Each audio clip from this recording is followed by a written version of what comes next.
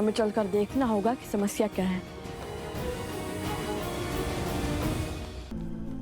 जब भी पग किसी महान उद्देश्य की ओर बढ़ते हैं तब कोई ना कोई ऐसी तुच्छ समस्या आ ही जाती है। अब तो अश्वमेध यज्ञ का अश्व आधे मार्ग तक पहुंच भी गया होगा। शीघ्र चलिए ना। शांत कुश, हर बार की भांति एक बार भी हम हर समस्या का हल खोज लेंगे। समस्या को मात देकर समय पर पहुंच जाएंगे हम।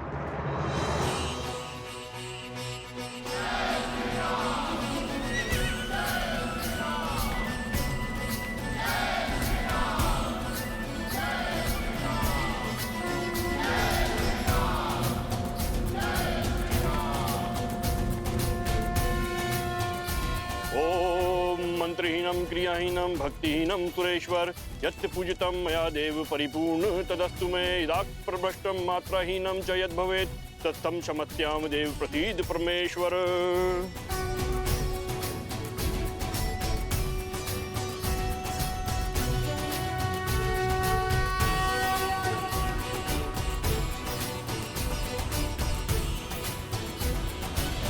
शत्रुघ्न का संदेश है। हमारा अश्व भ्रमण करता हुआ सकुशलता से आगे बढ़ रहा है। वो शीघ्र ही अयोध्या पहुंच जाएगा।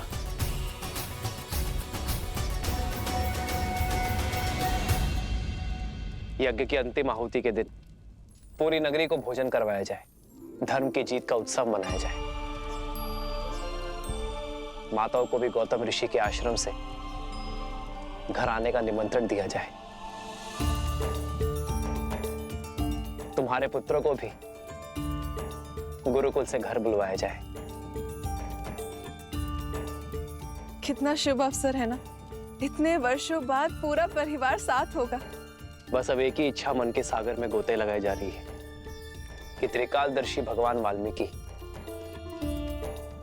शीघ्र अतिशीघ्र लवकुश को अयोध्या लेकर आए। जब से उनकी मन की बात का बोध हुआ है तब से हमारी उनसे मिलने की इच्छा और प्रबल हो गई। जब वो आए ना तो सबसे पहले हमें बताइएगा, हम उनके लिए स्वादिष्ट भोजन बनाएंगे और देखना वो झटपट सब चट कर जाएंगे।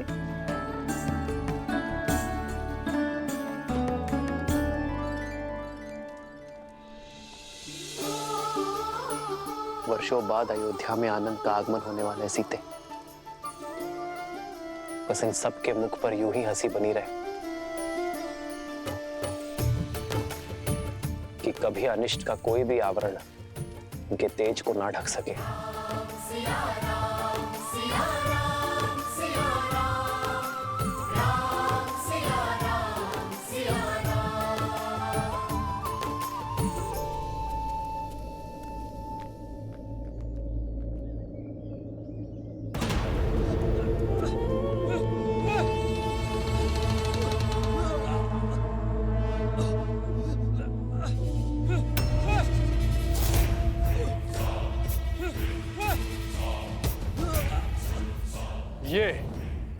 ये भिक्षा देकर मेरा अपमान कर रहे हो? हाँ, बोलो।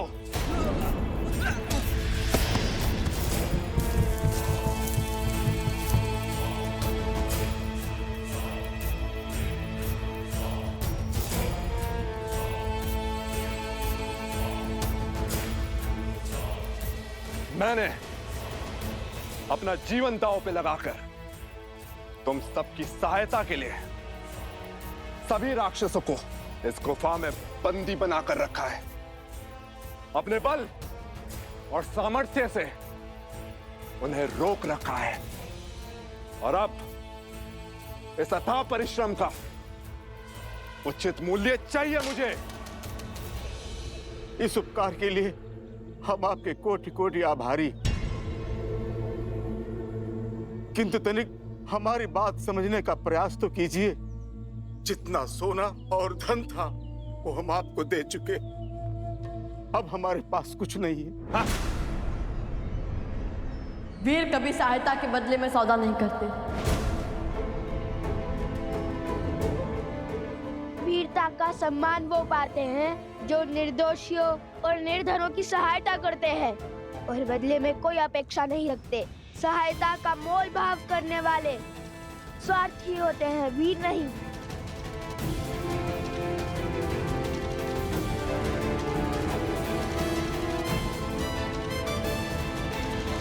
ऋषि कुमार, आप क्यों अपने प्राण दांव पर लगाते हैं? चले जाइए यहाँ से। हमारी समस्या आपके सामर्थ्य से बाहर है। उसका निर्णय हम स्वयं लेंगे। आप केवल अपनी समस्या बताइए।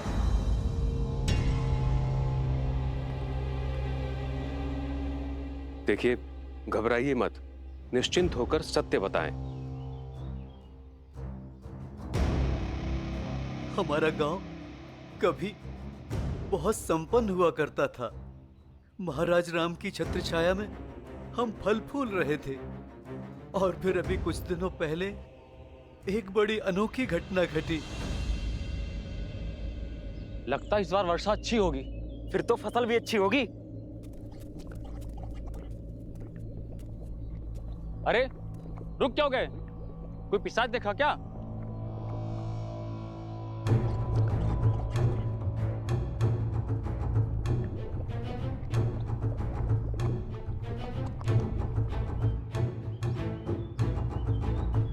हे ईश्वर, ये कैसा दलदल है? मैं जड़ी बूटियां लेने वन गया था। वहां मैंने देखा कि दलदल के पास सब एकत्रित हो रहे हैं।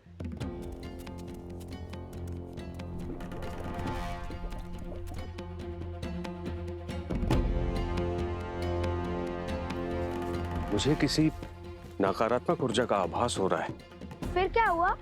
मैंने देखा कि इसे ही देखते रहोगे, आगे बढ़ोगे।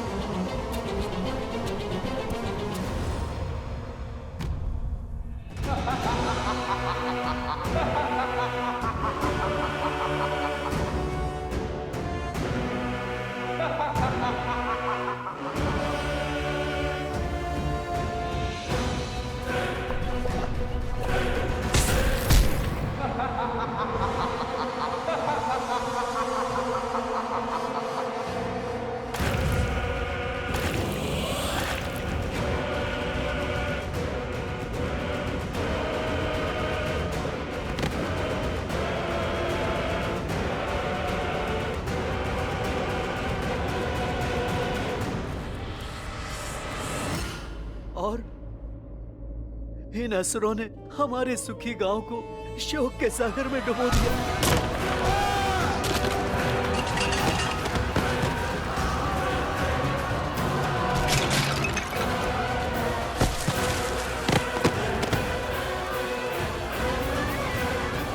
ये देखिए, ये हाहाकार उन्होंने मचाया है। और फिर ये आए हैं हम असहायों के रक्षक बनकर।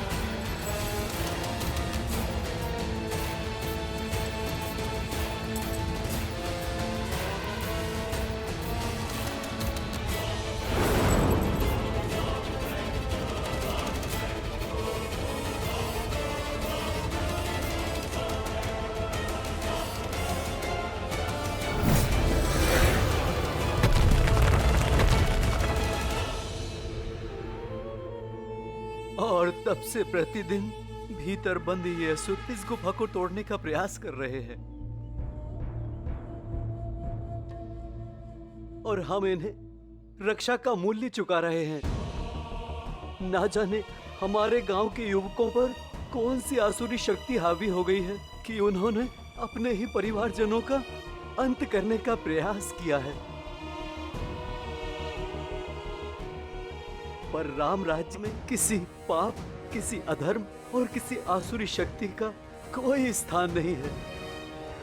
हो ना हो ये किसी दुष्ट की योजना है जो श्री राम के स्वप्न को ना पूरा होने का षड्यंत्र है।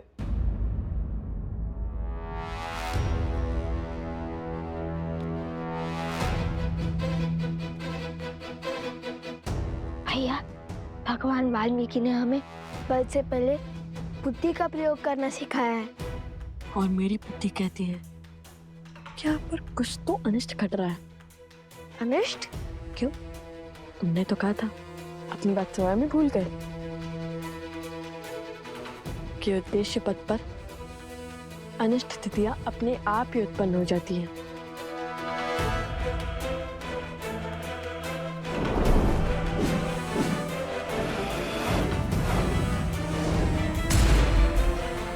हाँ भैया, एक बात समझ में आ गई आज। जहाँ हम होते हैं वहाँ परिस्थितियाँ विकट मोड़ ले ही लेती हैं। कितनी ही बार हमने ऐसी कठिनाइयों का सामना किया है। कोई तो है जो हमारे विरुद्ध खड़ा है,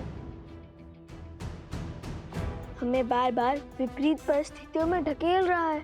हाँ, संयोग तो देखो, यहाँ पर मायावी शक्तियां हावी हुई और वहाँ पर रक्षण भी उत्पन्न हो गया। राक्षस नहीं, ईश्वर कहिए भैया। इतने आक्रामक असुरों को इतनी सरलता से गुफा में बंद कर दिया और वो चुपचाप चले भी गए। बात जितनी सरल लगती है उतनी है नहीं। अर्थात राक्षसों से पहले रक्षक का उपचार करना होगा।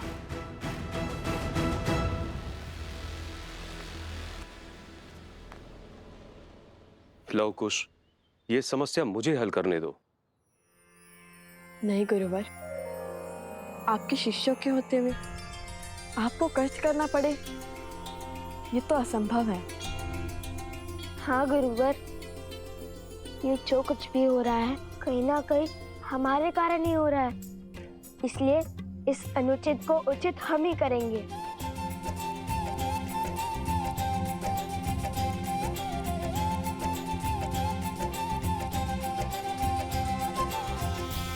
आप तब तक पीछे हट जाइए।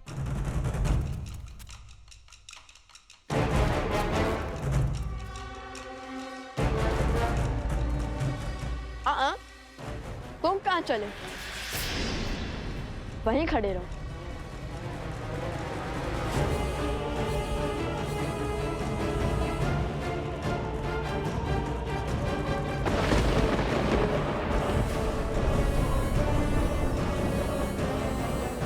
फिर से फंसा दिया महाराज।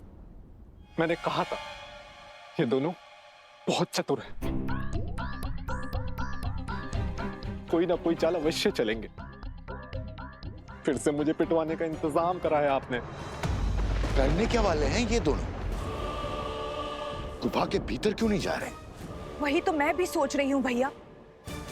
इन्हें तो अपनी अच्छाई का परिचय देते हुए उस गुफा के भीतर चले जाना चाहिए, ताकि वो असुर इन्हें नोच नोच के खा जाएं और उनकी अस्थियां भी राम और सीता के हाथ न लग पाए। बस अब ये बानासुर कोई मूर्खता न कर बैठे। मुझे यहाँ अकेले खड़ा क्यों किया है? तुम्हारी वीरता देखने के लिए। अच्छा, वो पत्थर उठाओ। गुफा का द्वार बंद है ना, खोलो उसे। अच्छा, तो तुम दोनों भीतर जाना चाहते हो? सब पता चल जाएगा, पहले द्वार तो खोलो। हाँ, अभी हटाता हूँ।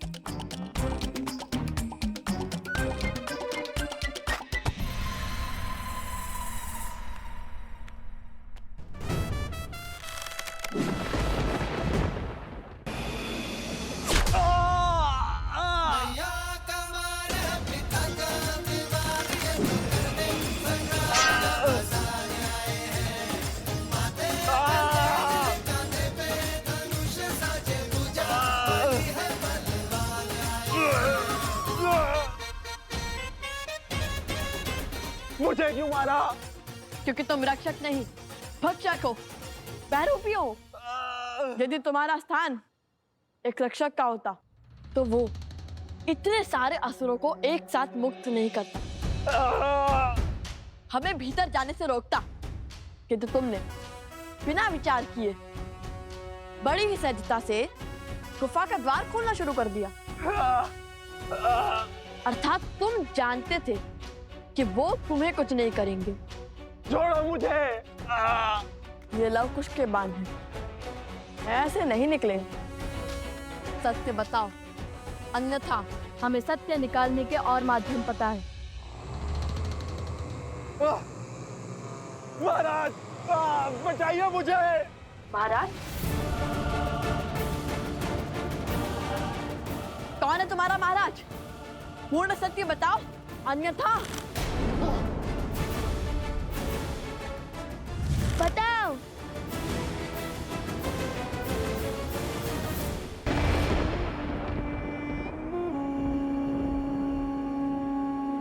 एक कार्य ठीक से नहीं कर सकता ये मूर्ख।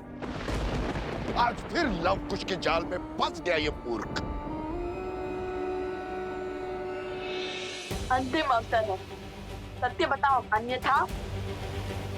महाराज, बचाइए मुझे, बचाइए महाराज,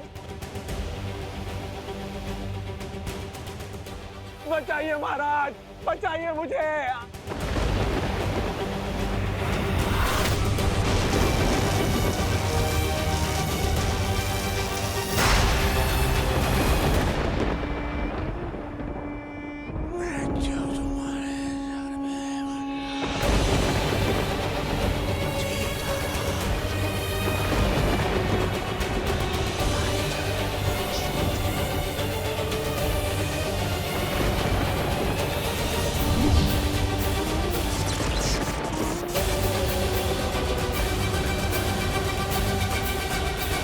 अंतिम अवसर है, सत्य बताओ, अन्यथा।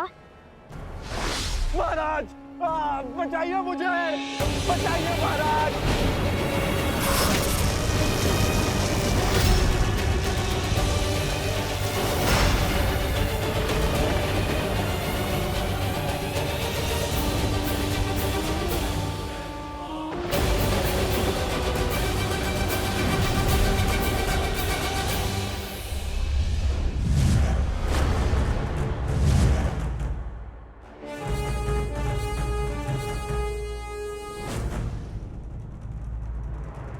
तुम्हारा संदेह उचित था, ये कोई छली ही था।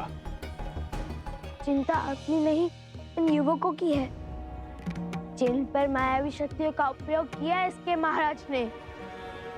वो उन्हें तो बचाना होगा ना।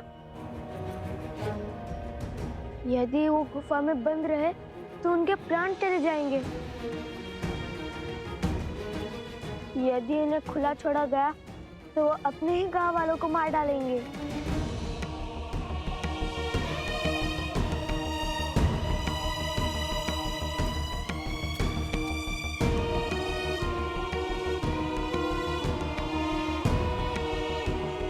हम जाएंगे इस गुफा के भीतर। नहीं, भीतर संकट है, तुम दोनों के प्राण भी जा सकते हैं। तो क्या हुआ ईश्वर, यदि पिता के राम राज्य की कल्पना को सार्थक करने के लिए पुत्रों के प्राण भी चले जाएं, तो भी अंतर नहीं पड़ेगा। हम अपने माता पिता का मान को भी झुकने नहीं देंगे। अद्भुत, मेरा आशीर्वाद तुम दोनों के साथ है।